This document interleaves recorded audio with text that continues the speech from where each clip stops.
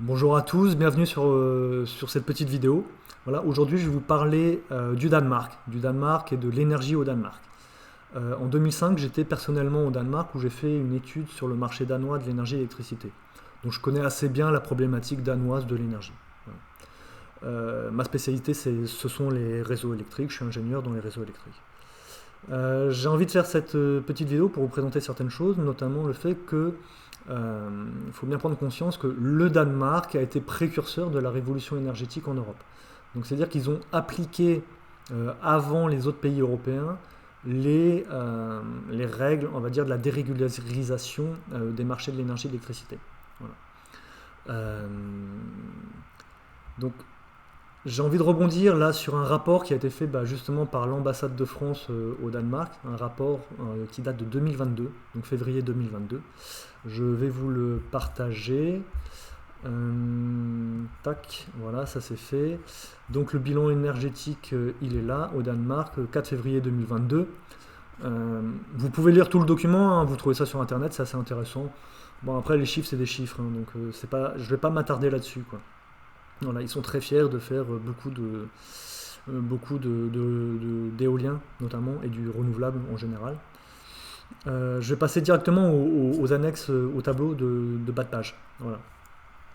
Ce qui est important de comprendre, c'est qu'en 2005, le gouvernement danois a chargé la société Dong, Danish Oil Natural Gas, la société Dong, société d'État, hein, d'organiser la privatisation du secteur de l'électricité et de l'énergie au Danemark. Donc à partir de 2005, Dong rachète les régies, les régies municipales, on va dire en termes de production d'électricité et de cogénération. Ils rachètent aussi les distributeurs et les transports d'électricité dans le Danemark. Voilà. C'est-à-dire que les actifs qui étaient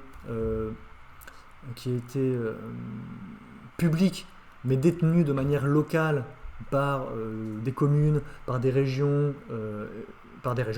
Tout ça maintenant, c'est racheté par Dong et c'est l'État danois qui le gère. Voilà. C'est ça qui s'est passé.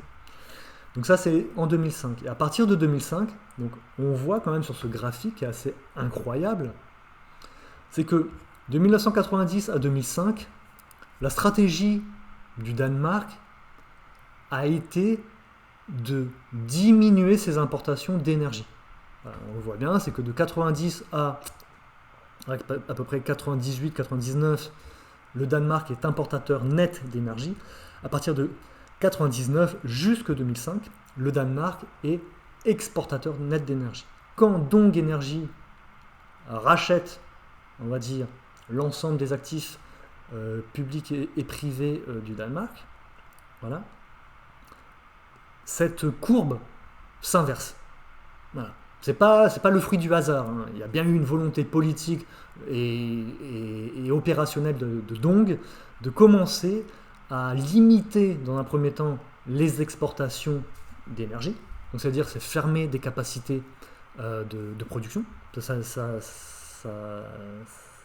ça, fermer des capacités de production. Voilà. Donc ça c'est de 2006 à 2012 à peu près. On voit que le Danemark reste exportateur net d'énergie, c'est-à-dire que le Danemark est encore souverain en énergie, c'est important, indépendant. Voilà. À partir de 2012, ça n'est plus le cas. Le Danemark devient importateur net d'énergie. Voilà. Sous l'égide de Dong, voilà, le Danemark a investi massivement dans les énergies renouvelables, donc l'éolien, voilà, un petit peu le solaire. Bon, le solaire au Danemark, voilà, ça reste modeste. Voilà. Mais surtout, ils ont eu un plan d'introduction massive de voitures électriques au Danemark à partir de 2008. Donc, pour faire un résumé, hein, c'est dire la société danoise de pétrole et de gaz, c'est la société qui a commencé à mettre en œuvre toutes les lignes de la transition énergétique. C'est-à-dire l'éolien, la voiture électrique. Voilà. Donc posez-vous déjà cette question, mais comment ça se fait que des groupes pétroliers et gaziers veulent à ce point développer l'industrie éolienne et les voitures électriques?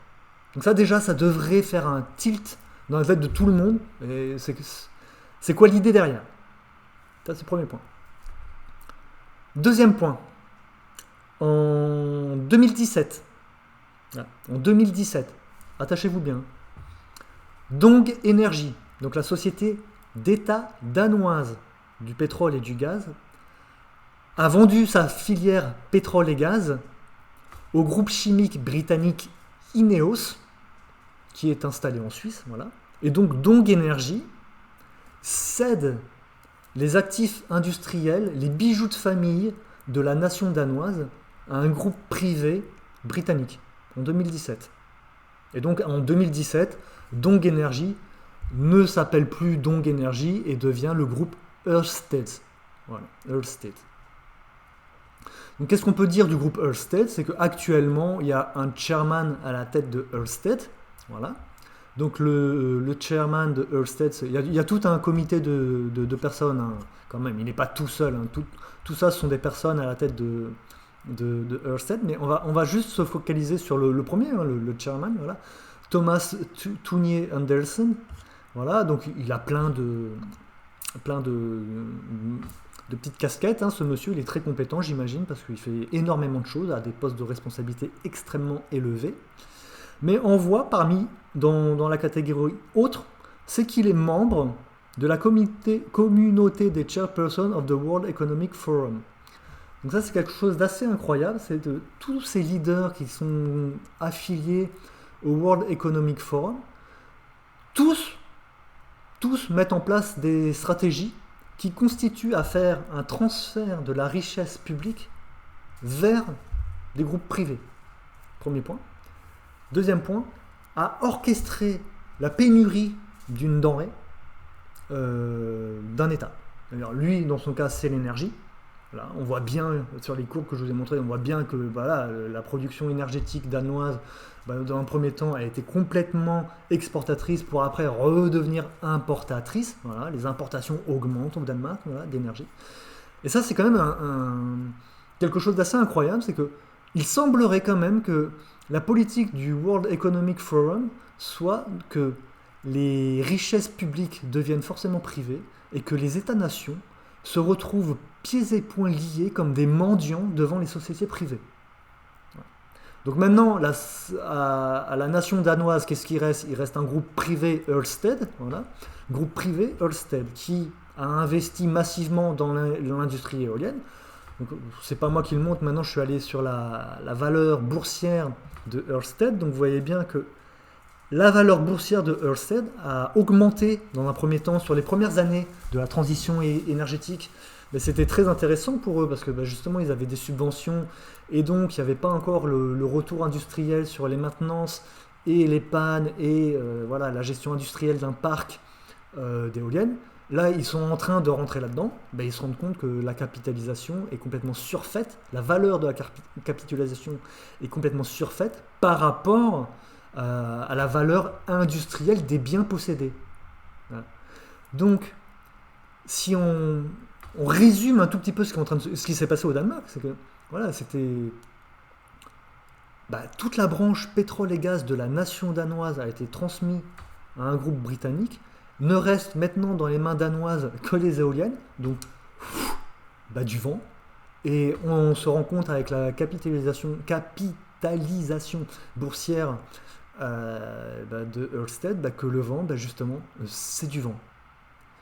Donc, je vais finir cette petite vidéo parce que c'est des petites capsules qui ont vocation à être courtes. Faut savoir que la transition énergétique qui est appliquée au Danemark est appliquée dans tous les pays européens. Non. Tous les pays européens suivent plus ou moins le même modèle. Avec tout le respect que j'ai pour le Danemark c'est quand même un petit pays à l'échelle européenne, petite population et pas une énorme production industrielle, même s'ils sont bien industrialisés. Voilà.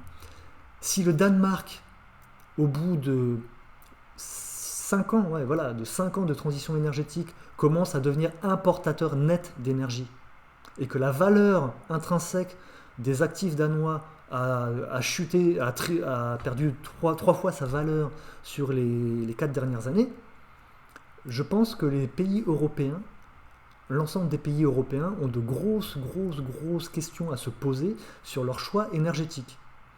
Alors c'est facile de suivre des leaders politiques qui vous dire oui mais yaka faucon. Alors le yaka faucon ça n'existe pas ni en politique ni en industrie. Hein. On parle là en investissement industriel sur des investissements de 20 à 30 ans quand même. Hein, voilà. En termes de politique, yaka faucon, non, il n'y a pas. Les pays européens, c'est bête à dire, mais ils sont tous membres de l'Union européenne. Voilà, enfin tous. Tous ceux qui sont partis de l'Union européenne voilà, sont membres de l'Union européenne, donc soumis à des traités européens. Les personnalités politiques qui vous disent il n'y a qu'à sortir du marché européen de l'énergie, c'est la solution. Non, c'est pas la solution, c'est une solution temporaire qui a été activée uniquement pour le Danemark, pour l'Espagne et pour le Portugal, parce qu'ils ont un côté un peu insulaire. Mais cette dérogation qu'ils ont, c'est pour un an, c'était pour 2023, et ils vont peut-être l'avoir pour 2024. Mais c'est pas sûr qu'elle soit prolongée indéfiniment. Donc ça, il faut vraiment le comprendre. Les leaders politiques qui vous disent on va sortir du marché européen de l'énergie, vous mentent. À ce jour, en France, il n'y a qu'un seul leader qui puisse avoir l'honnêteté suffisante, je pense, je sais pas, hein. En tout cas qui est droit dans ses bottes depuis je pense 15 ans, qui vous dit la seule et unique chose, il dire il faut sortir de l'Union Européenne, sortir des traités européens, sortir de l'OTAN et sortir de l'euro, c'est François Asselineau de l'UPR, l'Union Populaire Républicaine. Voilà. Donc j'ai pas trop, enfin voilà, je connais un peu leur programme politique, le programme énergétique je trouve qu'il est pas trop développé, mais a priori à partir du moment où il veut renationaliser EDF, GDF, parce que c'est la seule chose à faire, je pense que c'est le seul leader politique qui peut être capable de le faire, parce qu'il est logique, il y a une logique derrière qui est il faut sortir de l'Europe avant de pouvoir mettre les réformes en place. Voilà. Donc, je vais continuer à faire d'autres capsules, les prochaines seront aussi sur le Danemark, je pense, ou sur d'autres systèmes de l'énergie, parce que c'est important. Ça, on va arriver en France, hein, ne vous inquiétez pas, je vais arriver sur la France. Mais voilà, c'était tout ça pour vous présenter un petit peu ce qui s'est passé pour le Danemark. Je vous dis à bientôt et au revoir.